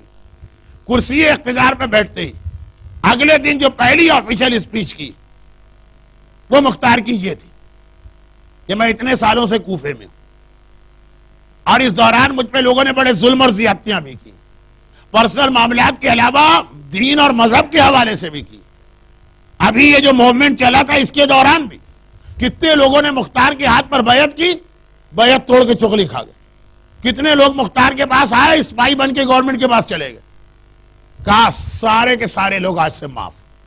تقریباً میں کمپیئر نہیں کر رہا ہوں کہ بعض ٹائم کم ہونے کی وجہ سے میرا جملہ توہین آمیز بن جائے۔ فتح مکہ کے موقع پہ جو رسول خدا کا اعلان، لا تثریب علیکم اليوم، آج کسی سے کوئی بدلہ نہیں، سب کو معاف کیا جاتا۔ مگر وہاں بھی رسول نے کہا تھا 13 آدمی اگر خانہ کعبہ کا پردہ بھی پکڑے تو وہاں انہیں قتل کرنا۔ یہ اشارے میں اس لیے کرتا ہوں کہ رحمت للعالمین رسول ہیں، اس حوالے سے جب کبھی کوئی صحیح اسلامی حکومت مجرموں کو سزا دیتی ہے تو لوگ پریشان ہو جاتے ہیں. کبھی کبھار ہم لوگوں کو بھی اٹیک میں لے لیا جاتا ہے, جی آپ اتنی سخت عذاب کی مجلسیں پڑھتے ہیں. پڑھا کرتے تھے, پتہ نہیں کتنی پرانی بات, لیکن وہ تو رحمت للعالمین. ان کے لیے, ایسے لوگوں کے لیے دعا افتتاح کا پہلا جملہ کافی ہے. کیا ہے, خدا مجھے معلوم ہے جو رحمت کی جگہ ہے تو اس سے بڑا مہربان کوئی نہیں, اور جو عذاب کی جگہ ہے تو تجھ سے زیادہ سخت عذاب دینے والا کوئی نہیں. ایک رحمت کی جگہ ہوتی ہے, ایک عذاب کی جگہ ہوتی ہے. نہیں, یہ تو ماہ رمضان نہیں ہے, دعا افتتاح کہاں سے آ گئی؟ تو مختار نے اعلان کیا سب معاف. جو اسپائی بنے, جو بیعت کر کے توڑ دیا, جنہوں نے دغابازی کی, جنہوں نے غداری کی, جنہوں نے قید میں مجھ پہ ظلم کیا, سب معاف. لیکن اگر کربلا کے واقعے میں کسی کا ذرا سا بھی انوالومنٹ نظر آ رہا ہو, میری حکومت میں اس کے لیے کوئی معافی نہیں. اگر کوئی سچے دل سے توبہ بھی کرنا چاہتا ہے وہ جانے, اور پروردگار یہاں اس کو سزا ملے گی. اور یہ کہے کہ مختار نے اس انداز کا جہاد شروع کیا کہ غیر اگر لپیٹ میں آیا تو غیر کو سزا دی, سگا بہنوں ہی اگر مجرم بنا تو اس کو سزا دی. مگر کسی موقع پر بھی جذباتیت میں آ کر اسلام کے دامن کو ہاتھ سے نہیں چھوڑا, شریعت کے مسائل کے مطابق چلا. اور وقتاً فوقتاً, یہ تقریباً 9 مہینے, بس زیادہ نہیں, 9 مہینے مختار کی حکومت رہی, جس میں 3,000 سے لے کے 60,000 تک کا فیگر دیا جاتا.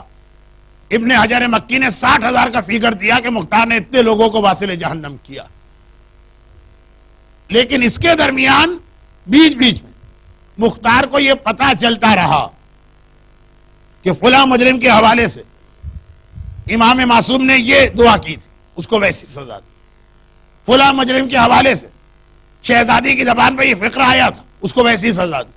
حتیٰ یہ کہ بدترین دشمنوں میں ایک وہ بھی تھا جسے مختار برداشت نہیں کر سکتے تھے, لیکن جب یہ سنا کہ مولا نے یہ کہا تھا کہ پہلی فرصت میں تجھے کوفے سے نکال کے فلاں مقام بھیج کے یہودیوں کا قاضی بنایا جائے گا, مختار نے کہا یہ جملے تھے مولا, میں اسی بھی عمل کروں.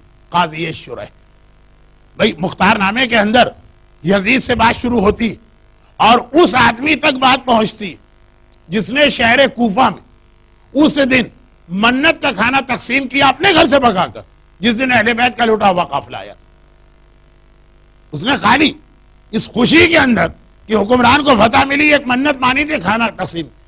جس نے کھانا تقسیم کیا اس کو تو چھوڑیں, جس گھر والے نے کھانا لے لیا اس تک کو سزا ملی. لیکن اس میں قاضی شرح کے بارے میں چونکہ مختار کو یہ پیغام ملا تھا کہ قاضی شرح نے مولا کی خلافت کے آخری زمانے میں صریحاً کرپشن اور بددیانتی سے کام لیا تھا, اور مولا نے کہا تھا پہلی فرصت میں تجھے یہاں سے نکال کر یہودیوں میں بھیجا جائے گا تو انہی کے درمیان سجدہ ہے, انہی کا قاضی بن جا. مختار نے اس پہ اسی طرح عمل کیا, قاضی شرح کو گرفتار کیا, اور اس کے بعد جو میرے مولا کے الفاظ, اگر چوتھے امام نے کہا کہ خدا بندہ جہنم کی آگ سے پہلے اس ظالم کے ہاتھ پاؤں کٹے تو مختار نے پہلے ہاتھ پاؤں کٹوائے, اس کے بعد سزا دی. اگر محبان اہل بیت میں سے ایک نے کہا خدا تیری زبان کاٹے تو مختار نے اس ظالم کی پہلے زبان کاٹی. تو یہ پورا انتقام خون حسین لینے کے درمیان بھی یہ 2-3 باتوں کا مختار خیال کر رہے ہیں. جہاں پہ کسی معصوم, معصومہ یا مخلص مومن کی کوئی دعا رہی اس کے حساب سے بڑھ رہے, جہاں پہ اپنا مجرم بن رہا ہے, غیر جو ہے وہ بے گناہ ثابت ہو رہا ہے, اسی انداز سے مختار فیصلہ کر رہے.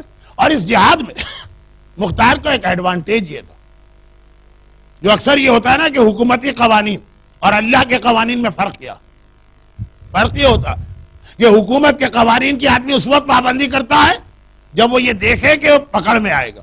اگر ایسی جگہ ہے, تنہائی ہے, گھر کے اندر ہے جہاں کوئی دیکھنے والا نہیں, قانون توڑ دیتا. اللہ کا قانون آدمی گھر کی تنہائی میں رات کے 12 بجے بھی اتنا ہی اس کی پابندی کرے گا جتنا روز روشن میں کرتا. وہاں ظاہری طور پہ کسی کا خوف نہیں. اسی انداز مختار کو ایڈوانٹیج یہ ملا کہ جتنے صاحبان ایمان تھے جنہیں مختار سے کوئی غرض بھی نہیں تھی, ان میں سے کچھ مختار کو برا بھی سمجھتے تھے. بھائی شیعہ کمیونٹی میں لوگ رہتے ہیں, آپس کے اختلاف بھی ہوتے ہیں, لیکن قتل ایمان کی وجہ سے سب مختار کا ساتھ دے رہے ہیں. گھر میں بیٹھنے والی عورتوں کی یہ حالت, حتیٰ جو جن کے لیے اس وقت مختار کا ساتھ دینا نقصان دہ، اب مختار نے اپنی حکومت قائم کر لی. مختار کے سپہ سالار تھے ابراہیم ابن مالک اشتر، یہ فوج، اور مختار کی جو پولیس تھی اس کے کمانڈر تھے عبداللہ ابن کامل. ابراہیم کا کام تھا باہر سے آنے والے اٹیک روکنا، عبداللہ کامل کا کام تھا شہر کوفہ کے اندر نگرانی کر کے ایک ایک قاتل کو پکڑنا. تو صرف یہ بتانے کے لیے کہ خالی مختار نہیں ہے، ایک ایک مومن دل کے ساتھ مختار کے جہاد میں شریک ہے. چھوٹا سا ایک واقعہ، اور اسی میں ضمناً یہ بھی آ جائے گا کہ کس انداز سے مختار پروسیڈنگ کو آگے چلا رہے ہیں. واقعہ یہ کہ عبداللہ کامل پولیس کے چیف ہیں، جیسے پاکستان میں پہلے ایس پی ہوتے تھے، اب کچھ اور ان کا نام ہے، ڈی پی او پی ڈی پتہ نہیں کیا. تو خیر وہ کوفہ شہر کے اندر گھوم رہے ہیں. دیکھا ایک بہت ضعیف بہت بوڑھی عورت چل رہی ہے اور اس کو سڑک کراس کرنا، لیکن سڑک اس سے کراس نہیں ہو پا رہی. ٹریفک، شہر کوفہ کا ٹریفک بھی بہرحال اتنا تھا، یہ ہمیشہ کا مسئلہ رہا. اور اتنی ضعیف عورت، اتنی ضعیف عورت کا اس طرح سے اکیلے سڑک کو کراس کرنا، یہ بتا رہا ہے کہ اس کے گھر میں کوئی مرد کوئی عورت کچھ ہے کوئی نہیں، بڑی محتاج ٹائپ کی ہے. عبداللہ کامل نے اپنے غلام سے کہا کہ ہاتھ پکڑ کے اس کو سڑک کراس کرا دو. وہ ان کا غلام آگے بڑھا، اس نے سڑک کراس کرا دی. اچھا ایک یہ سوال ہے جو آج اس سے 1988 میں شاید میں نے رمضان اسی ممبر پہ پڑھا تھا، جب ہال بھی اتنا بڑا نہیں تھا، ممبر بھی اتنا اونچا نہیں تھا، لیکن جگہ یہی جگہ تھی. اس وقت میں نے 19 یا 20 رمضان کی ایک مجلس پڑھی تھی جس کا ٹاپک یہ تھا کہ پہلے زمانے میں لوگ علی کے شیعہ کو پہچانتے کیسے تھے. ہر دور میں یہ مسئلہ ہوتا، کبھی ایسا ہوتا ہے ماتم کے نشان سے پہچانا جاتا، کبھی ایسا ہوتا ہے کہ نماز میں یہ سجدہ رکھے ہاتھ کھولے کہ نہیں اس سے پہچانا جاتا. لیکن خود اس زمانے میں مولا کے زمانے میں علی کے شیعوں کی پہچان کیا تھی؟ اگر کسی دشمن اہل بیت کو یہ پہچاننا ہو کہ یہ آدمی علی والا ہے کہ نہیں ہے تو کس طرح پہچانتا تھا؟ اور میں نے تاریخ کے 2 واقعات پڑھے تھے، ایک ابن زیاد کا واقعہ اور ایک حجاج کا واقعہ. 1988 کی 19 یا 20 رمضان کی مجلس ہے، اور اس کے اندر خلاصہ یہ تھا کہ 2 ہی چیزوں سے علی کے شیعہ کی پہچان ہوتی تھی، یا تو اس کی نماز کی پابندی دیکھ کر، اور یا کہ کسی بھی مصیبت زدہ کو دیکھے گا. باقی لوگ سینہ تان کے آگے بڑھیں گے، علی کا شیعہ کبھی آگے نہیں بڑھ سکتا، آگے بڑھ کے مدد کرے گا. یہ باقاعدہ تاریخ میں حجاج ابن یوسف کا جملہ. اب عبداللہ کامل کے غلام نے اس بوڑھی عورت کا ہاتھ پکڑ کے سڑک کراس کرائی. ابھی میں نے کہا اتنا ٹریفک ہے، اس کا مطلب یہ کہ دن کا وقت سارے کوفے والے باہر، کسی نے اتنی ہمدردی نہ کی. عورت سمجھ گئی، وہ خود بھی مومن ہے، سمجھ گئی کہ یہ پہچان کسی مومن کی ہے. ایک مرتبہ اس غلام سے کہا تو ہے کون؟ کہا میں عبداللہ کامل کا غلام. کہا عبداللہ کامل کون ہے؟ کہا یہ مختار کی طرف سے یہاں کے انچارج ہے. مختار؟ پھر تو مجھے ضرور لے کر جا عبداللہ کامل کے پاس. جس کام سے جا رہی ہوں کام چھوڑ دیا، واپس سڑک کراس کرو. پہلے ہی بتا دیا ہوتا تو اتنی زحمت تو نہ ہوتی، لیکن پہلے کیا پتا تھا کہ کون ہے؟ واپس لے کے آئے اور عبداللہ کامل سے کہا کہ میں مختار سے براہ راست بات کرنا چاہتی ہوں. یہ عورت کے پورے ڈائلاگ بتا رہے ہیں کہ کتنا یہ زمانے سے کٹی ہوئی ہے، اکیلی تھی، تنہا تھی، ضعیف تھی، بوڑھی تھی. مختار کے پاس لے کے گئے. مختار نے کہا یہ اس کو لے کے کیوں آ رہے ہو؟ کہا یہ آپ سے بات کرنا چاہتی ہے. کہا کہ اے مختار، مجھے نہیں پتا کہ کیا چیز، لیکن 3 آدمی میرے گھر میں آئے اور وہ مجھ سے انہوں نے کہا کہ ہم کچھ دن تمہارے گھر میں رہنا چاہتے ہیں اور تمہیں اس کی اجرت دیں گے. مسافر خانے، سرائے، انڈیا میں پہلے زمانے میں بھٹیارنیں ہوتی تھی، وہ پورا ایک انسٹیٹیوشن ہے. تو خلاصہ یہ کہ میرا کام بھی یہی، اکیلی ہوں. لیکن 3 دن کے اسٹے کے لیے انہوں نے مجھے 100 اشرفیاں سونے کی دی. یہ اتنی بڑی رقم ہے کہ میرا دل کھٹک رہا ہے کہ یہ لوگ جو ہیں ضرور ان کا کوئی نہ کوئی تعلق کربلا سے. کہ آج کل وقت ایسا ہے کہ کربلا کے ظالموں کو کہیں سر چھپانے کی جگہ نہیں مل رہی. انہوں نے کچھ نہیں کہا، لیکن اتنی بڑی رقم مجھے دی ہے کہ مجھے لگ رہا ہے کہ یہ میرے مولا کے ظالموں میں شامل. آئے مختار، مجھے نہیں چاہیے ان لوگوں سے کوئی رقم، بس ذرا جا کے تحقیق کر لے. اکیلی عورت، بوڑھی عورت، جس کا کام ہی یہی ہے، جس کی زندگی اس پہ گزر رہی، اتنی بڑی رقم اسے مل رہی ہے، اس کو کیا ضرورت ہے کوئی انکوائری کرنے کی؟ شاید فقہی اعتبار سے واجب بھی نہ ہو، لیکن بات ایک چیز ہوتی ہے محبت کی. مختار نے عبداللہ کامل سے کہا جاؤ جاؤ دیکھو کون ہے.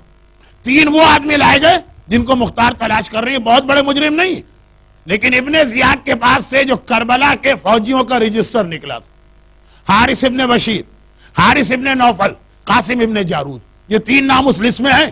جو فوجیں کربلا گئی تھی سب کی مکمل لسٹ ہے. بڑے بڑے جرنیل اپنی جگہ, چھوٹے چھوٹے سپاہی بھی پکڑے جا رہے ہیں کہ یہ لوگ, انہیں تو ہم کب سے ڈھونڈ رہے تھے. اور اس کے بعد حارث ابن بشیر, رجسٹر کھولا گیا, پیج نمبر 117 پر تیرا نام, تو کربلا گیا تھا اور تو نے قتل امام میں کوئی بڑا اس کا رول نہیں, گیا تھا کربلا. حارث ابن بشیر کو سزا دی گئی, گردن اڑا دی گئی. حارث ابن نوفل گردن اڑا دی گئی. قاسم ابن جارود اس نے کہا کہ اے مختار میں کربلا نہیں گیا تھا. مختار کہہ رہے ہیں رجسٹر کے فلاں صفحے پر مثلا صفحہ نمبر 428 پر تیرا نام موجود ہے. وہ کہہ رہا ہے نام لکھا گیا تھا, ابن زیاد نے مجھے فوج میں شامل کر لیا تھا, میرے اوپر پریشر ڈالا تھا, لیکن میں بھلا قتل حسین میں کیسے حصہ لیتا. جس دن میری فوج جانے والی تھی میں نے اپنے آپ کو بیمار ڈال دیا. ایک ہوتا مریض, ایک ہوتا تمرد. میں نے کہا میں بیمار ہوں اور میں صحت حاصل کرنے کے بعد جاؤں گا. اب یہاں سے تو فوجیں 2 محرم کو چلی تھی اور 11 محرم کو آ گئی. 8-10 دن میں ہی سارا واقعہ پورا. مختار نے کہا اچھا ایسی بات, میں یہ بھی نہیں چاہتا کسی بے گناہ کے ہاتھ سے, بے گناہ کا خون میرے ہاتھ سے ہو, اور یہ بھی نہیں چاہتا کہ جھوٹی سچی بات کہہ کر کوئی آدمی کربلا کا مجرم بچ نکلے. کیسے پتا چلے؟ کہا مختار اسی شہر کوفہ میں کتنے شیعہ حیدر کرار جنہیں پتا ہے کہ جب کربلا کا واقعہ ہو رہا تھا میں اپنے گھر میں بیٹھا تھا. کہا 2 گواہ جائیں تو میں چھوڑ دیا جائے گا. 3 آدمی ساتھ پکڑے گا, ایک ہی قسم کا کیس تھا. تیسرے نے 2 گواہ پیش کر دیے. مختار نے بڑی عزت اور احترام کے ساتھ رخصت کر لی. ٹھیک ہے, یہ بھی غلط تھا کہ امام کا ساتھ کیوں نہ دیا, لیکن کم از کم اتنی سینس تھی کہ نہیں جانا ہے کربلا کے اندر, قتل امام میں حصہ نہیں لینا ہے. مگر بات اس عورت کی, جہاں صریحاً بھی ہم کو پتا ہے کہ یہ فعل حرام ہو رہا, مگر ہم نہ کریں دوسرا کرے گا, یہ بہانہ بنا کے کتنے لوگ سامنے آتے ہیں. یہی بہانہ خولی نے بھی بنایا تھا. بہت ہی اہم واقعہ خولی کا تھا, اور اسی پہ آج کی گفتگو ختم کل انشاءاللہ اول سے آخر تک. انہی قاتلان امام کے واقعات آئیں گے. کل کسی تمہید کسی تفصیل کا موقع نہیں ہے, لیکن یہ ضرور کل بیان کیا جائے گا کہ جتنے بڑے بڑے یہ مجرم تھے ان میں سے کتنے ایسے تھے جو یہ کہہ رہے تھے کہ ہمیں حسین سے دشمنی تھی اس لیے ہم نے حسین کو مارا, اور کتنے ایسے تھے جو بہانہ بنا رہے تھے. ان میں ایک ٹاپ آف دا لسٹ نام خولی کا. جب خولی پکڑ کے لایا گیا تو مختار نے ایک سوال, باقی جو سوال ہیں وہ کل سنیے گا, ایک سوال صرف یہ کیا کہ یہ بتا دے تو نے کربلا میں کیا, دیکھ میرے پاس ریکارڈ ہے کربلا کا, کب سے ہم ڈھونڈ رہے تھے اس آدمی کو جس نے 3 ایسے ظلم کیے ہیں جو خالی دشمنی وغیرہ سے نہیں ہوتے, انسانیت کے بھی خلاف. خولی ایک مرتبہ کہتا ہے کہ اے حاکم, اب معلوم ہے کہ ریکارڈ کھلا ہوا ہے, رجسٹر میں پڑھا جا رہا. کہا کہ ویسے جتنے واقعات ہیں سب میں میرا حصہ تھا, یہ بڑے سرداروں میں ایک تھا. پانی بند ہونے کی میٹنگ ہوئی تو اس میں بھی یہ تھا. عصر عاشور جب عمر سعد نے جنگ شروع کر دی اس میں بھی یہ تھا. صبح عاشور بھی یہ تھا. پورے دن کی لڑائی میں اس کا انوالومنٹ. کہا لیکن جو میرے 3 بڑے بڑے کارنامے تھے جنہیں میں بعد میں بھی بیان کرتا رہا, ٹائم نہیں ہے اس لیے میں جلدی جلدی سمیٹ رہا ہوں. کچھ باتیں مجلس میں آ گئی, کچھ ریکارڈ میں آئیں, کچھ جو یہ باتیں بڑے فخر سے کہتے کہ ڈیو ٹو اینی ریزن حسین کی شہادت کے بعد جب لوٹ مار شروع ہوئی تو مجھے آنے میں تھوڑی دیر ہو گئی. میرے سارے ساتھی مجھ سے پہلے جا چکے تھے. بس جس وقت میں وہاں پہنچا تو دیکھا کہ سارا اہم مال و اسباب لوٹا جا چکا, میرے لیے کچھ نہیں بچا ہے. ہاں 3 چیزیں ایسی بچ گئی تھی جن پر کوئی ہاتھ ڈالنے کو تیار نہ تھا. یزیدی گھبرا رہے تھے, یزیدی پریشان ہو رہے تھے, لیکن میں نے سوچا کہ میں اپنا نقصان کیوں کروں. دیکھیں سارا مال و اسباب لوٹا گیا, مگر ننھی سکینہ کے گوشواروں پہ کسی نے ہاتھ نہیں ڈالا. اس لیے کہ جب کوئی سکینہ کے گوشواروں پہ ہاتھ ڈالتا ہے بچی اپنے کانوں کو چھپا لیتی ہے, یہ گوشوارے نہ چھیننا, یہ میرا بابا مجھے دے کر گیا. مگر خولی کہتا ہے کہ جب میں نے دیکھا کہ فقط ایک ہی بچی کے گوشوارے بچے ہیں، باقی سارا اسباب لوٹا گیا، میں آگے بڑھا، بچی نے اسی طرح سے کانوں پہ ہاتھ رکھے اور کہا یہ میرے بابا کا تحفہ ہے، یہ نہ لوٹنا۔ میں نے ایک مرتبہ دل میں سوچا میں اپنا نقصان کیوں کروں، بچی گوشوارے کو چھپانے کی کوشش کر رہی، میں نے دیکھا دیر لگ رہی ہے تو میں نے گوشوارے کھولے بھی نہیں، ایک بار گوشواروں پہ ہاتھ ڈالا اور اس طرح کھینچ کے گوشوارے اتارے، بچی کے دونوں کان کٹ گئے، خون جاری ہوا، میں آگے بڑھا۔ خون ہی کہتا ہے کہ پھر میں نے دیکھا بستر سریر قیمتی ہوتا، سارے بستر لوٹ لیے گئے ہیں، مگر ایک بستر پہ کسی نے ہاتھ نہیں ڈالا، اس پہ کوئی بیمار لیٹا ہوا تھا۔ اتنا خیال یزیدیوں نے بھی کیا یہ بیمار ہے، غشی کی عالم میں ہے، بخار کی شدت ہے، اس کے بستر پہ کسی نے ہاتھ نہ ڈالا۔ میں آگے بڑھا، میں نے سوچا میں اپنا نقصان کیوں کروں، اور جلدی تھی چنانچہ میں نے بیمار کو اٹھا کے بستر سے نہیں اتارا، اس طرح سے بستر کو کھینچا کہ بیمار اچھل کے منہ کے بھل زمین پہ گر پڑا، اور میں بستر لے کے گیا۔ عابد بیمار کا بستر چھیننے والا، ننھی سکینہ کے گوشوارے چھیننے والا، اور پھر ایک عجیب منظر دیکھا، عورت کے سر کی چادر قیمت رکھتی ہے نا، یہ بھی مال و اسباب میں آتا ہے۔ کربلا کی جتنی بیویاں ہیں سب کی چادریں چھین لی گئی ہیں، مگر زینب کی چادر پہ ہاتھ ڈالنے کی ہمت کسی میں نہیں ہے، کوئی ایسا نہیں ہے جو رسول کی نواسی کی جانب بڑھے۔ میں نے دیکھا ساری بیویوں کی چادریں چھنی ہیں، سب ننگے سر ہیں، ثانیہ زہرا کی چادر باقی ہے۔ میرے دل میں خیال آیا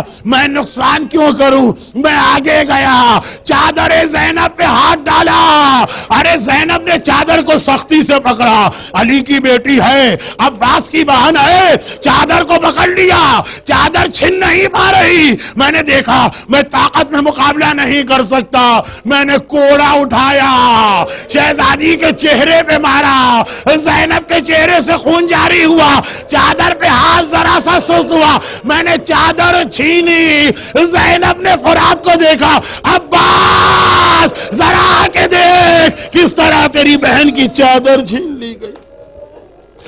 الا ولعنت اللہ علی داعہم اجمعین۔ پروردگارا اس سے پہلے اس موقع پر اور اس کے بعد ہر مرتبہ زینب کے عباس کو پکارنے کا واسطہ باب الحوائج کے طفیلات کی مجلس میں مومنین اور مومنات کی ساری حاجتیں پوری فرما۔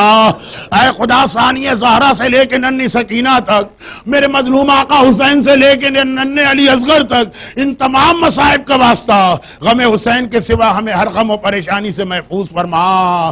پروردگارہ میدان کربلا کی لاشوں کا واسطہ ہمارے تمام مرحومین کی مغفرت فرما۔ مختار کے اس انتقام کا واسطہ انتقام حقیقی لینے کے لیے وارث حسین ابن علی اپنی آخری حجت امام زمانہ کے ظہور میں تعجیل فرما۔ ماتم حسین۔